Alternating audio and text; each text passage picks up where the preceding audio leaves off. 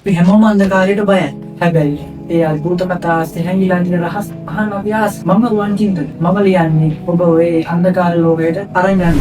මම මුලින්ම ලියන්න පටන් ගත්තේ Facebook එක හරහා. මගේ කතා එකතුයි සමුණ. ඊට පස්සේ මම ලියනවා මගේ පළවෙනි පොත කඳුකරේ භීෂණය සහ තවත් බිහිසුණු කතා. ඒක ප්‍රතිභා ප්‍රකාශනයක් ලෙස තමයි 2024 අවුරුද්දේ ජාගත වෙන්නේ. ඒ වගේම මගේ දෙවෙනි පිටිය ලේවි පාසිටියාගේ පුනරාගමනය. මේක ඉන්නේ අප ප්‍රකාශනයක් විදිහට ගිය අවුරුද්දේ මගේ තුන්වෙනි පොත රාජ් ප්‍රකාශනයක් ලෙස එන මලවුන් අවදීන් සහ මාර්ග කොල්මන්ක. මේක නිකම්ම හොල්මන් කතා බදකුත් නෙවෙයි.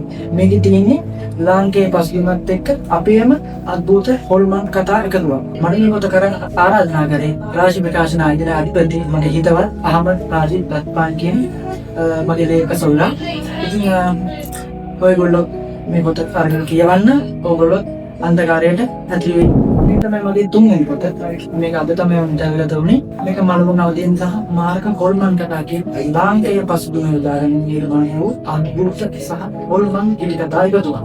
ඉතින් මේක එන්නේ රාජ් ප්‍රකාශනයක් විදිහට.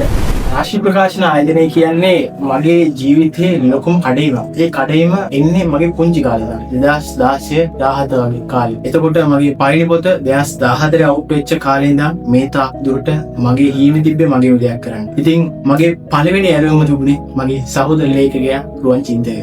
ඉතින් එයත් නැහැ බෑ නොකිය මගේ ආදරණීය ඇල්බම පිළිගත්තා.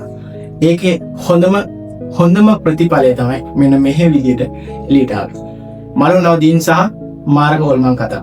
ඉතින් මේක කියවනවනම් ඔයාලට දැනගන්න පුළුවන් ලංකාවේ පරිසරය ඇතුළත කොහොමද අපේ ලේඛකයා පරිසරය අඩංගු කරලා තියෙන්නේ, කොහොමද ඒ අපේ ලංකාවේ ගැමියගේ අන්තර්ගතය කොහොමද, යාලගේ ජීවන තත්ත්වය හැමදේම ඇතුළත් කරලා තමයි ඔයාලට ලස්සන හොල්මන් කෙටි කතා 15කින් යුක්ත මේ පොත ඔයාලට එන්නේ.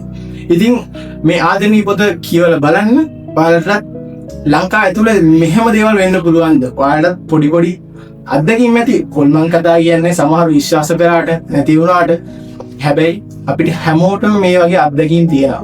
ඉතින් රහ විතර බලන්න.